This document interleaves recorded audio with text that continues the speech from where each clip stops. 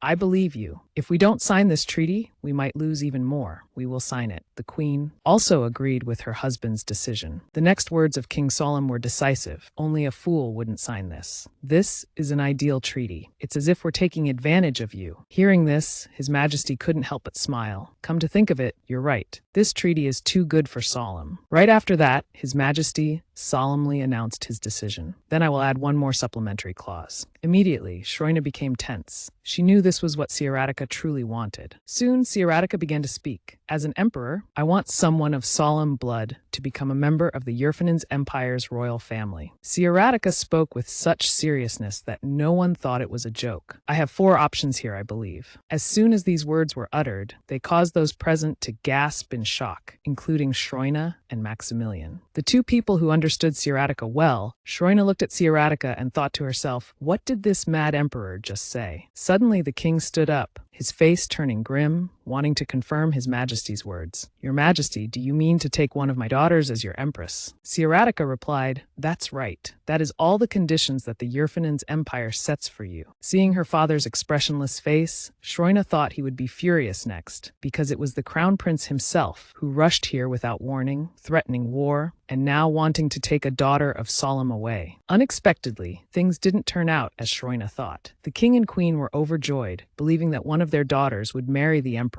and the emperor would become their son-in-law. Princess Shroina's older sisters were also excited. They began to discuss who would be the empress of the Yerfinins emperor. One sister said she had already accepted Sockham's proposal. If she left him, the public would gossip endlessly. Everyone was very impressed by the emperor's beauty. They continued to discuss, not noticing Shroina's different expression. At this moment, Shroina was so doubtful that she was the only one who didn't understand the situation. Seeing the usually cold crown prince smiling happily today, she felt a bit creeped out. She tried to calm herself down, because she thought if she didn't control herself, someone would have to get married. Immediately, Shroina looked at the crown prince and asked, "Are you sure you want to be more careful when making such an important decision?" Siaratika heard this and glanced at the Solemn royal family. It seems like no one has a problem with it. Or am I wrong? Just as Siaratika said. Now, except for Shroina, all the members of the Solemn royal family were rejoicing at the news. Suddenly, Siaratika made another decision that was too quick for the mind to process. "I realize that I will choose a woman with whom I will spend the rest of my life. Can I make a decision after a month of observation time?" he said, not waiting for everyone's reaction. Siaratika announced to everyone, "I plan to stay in Solemn for the next month. I intend to get to know all of you very well." As he spoke, Siaratika looked at the youngest princess, making her feel uncomfortable. It seemed no one understood what Siaratika was thinking right now to make such a bold decision. Today, the entire palace was extremely busy due to the Yerfinins emperor's appearance. Seeing each of the emperor's belongings being moved inside, Shroina felt it was a bit unreal. Just then, Siaratika appeared and chatted with her. "You still look deep in thought." Princess Shroina Flora Solemn was surprised by the crown prince's appearance right there. A few hours ago, Shroina had a tough conversation with Siaratika. She asked in a critical tone, "Why does it have to be the Solemn royal family? You could have a better choice." Siaratika then opened his mouth, agreeing with her thoughts. "You're right, I do have a better choice, but I only enjoy what I'm satisfied with." That cryptic statement from Siaratika left her somewhat perplexed. She didn't understand what this man needed from Solemn. Suddenly, she had a thought. She thought Siaratika had been attracted to her older sisters, but this idea was quickly dismissed. Because in her eyes, the Solemn royal sisters were neither attractive nor beautiful. They were completely unsuitable for His Highness the Crown Prince. The Siaratika she knew was a man immune to women. No matter how beautiful or seductive they were. He remained like a cold sword. According to what Shroina thought, Sieratica was not at all attracted to girls. That was the reason Shroina guessed Sieratica was still single until now. At this moment, Sieratica expressed his desire to make Princess Shroina understand better. He called Maximilian, who was standing nearby, ordering him to send the soldiers back, except for the guards, then bring some necessary items to this place. Just as Maximilian was about to express his wish to stay,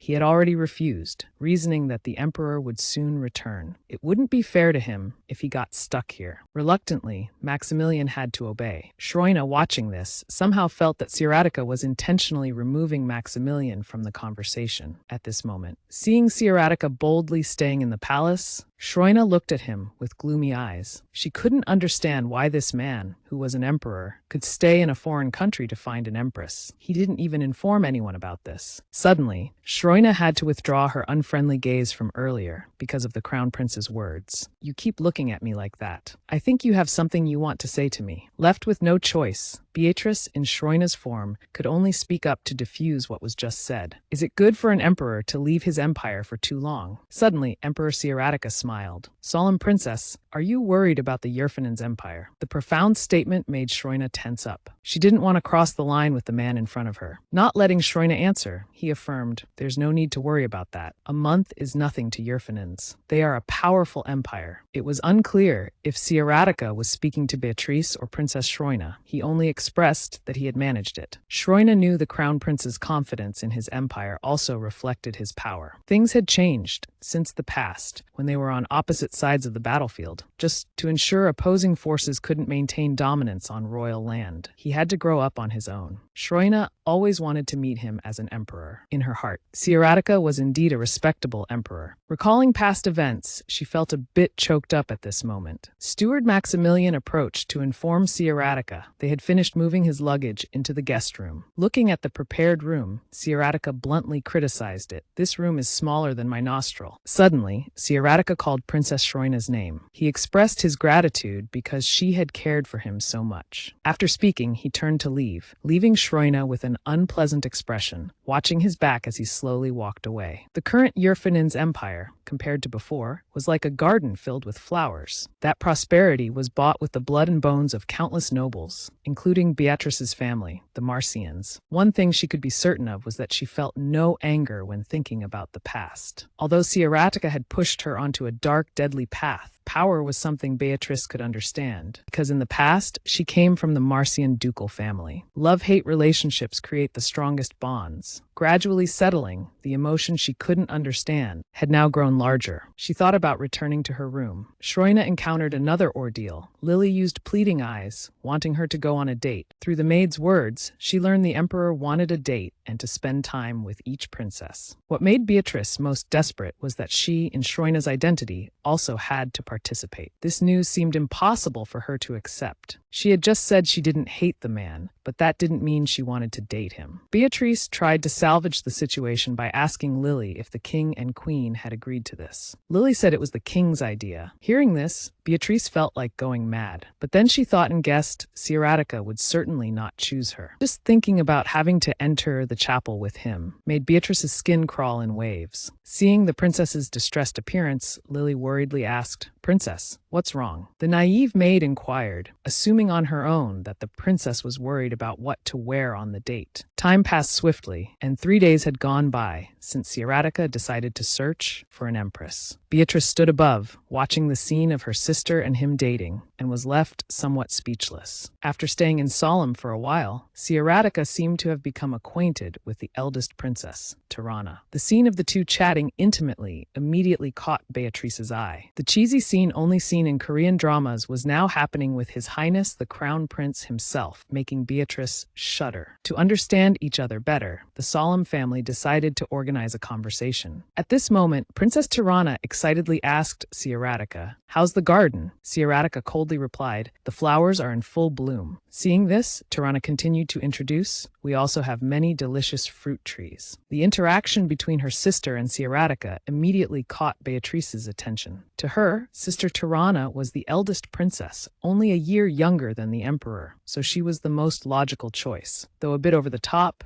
She's a good girl. She's quite a suitable choice for Siaratica. Just then, the second Princess Irene suddenly spoke up. You haven't forgotten our date tomorrow, have you? Ah, Your Majesty, I'm sure the date with Sister Tirana will be fun. But that's not all, Irene said, acting coy. The implication in her words was that she wanted Siaratica to see more things. Realizing her second older sister also had intentions towards the crown prince, Beatrice was speechless. Clearly, just 2 days ago, she was still rambling on about being engaged to some Lord Sachem or other. The second Princess Irene had an appearance just like a cat. She exuded a very natural cuteness. Her only flaw was her inability to read others. After seeing her 2 older sisters talking to the Emperor, the third Princess Tiabel didn't forget to contribute to the conversation. So should I take him to the lakeside? She then turned to Siaratica and asked excitedly, How about the lakeside, Your Majesty? We'll ride flower boats there. Just thinking about it feels so relaxing. To Beatrice, the third Princess Tiabel was the most beautiful among the princesses. She also had quite a lively personality, so her flaw was that she talked too much. Seeing their daughters so enthusiastic with the Yerfanen's emperor, the king and queen appeared extremely proud. Suddenly, Beatrice realized that the princesses were only about a year apart in age.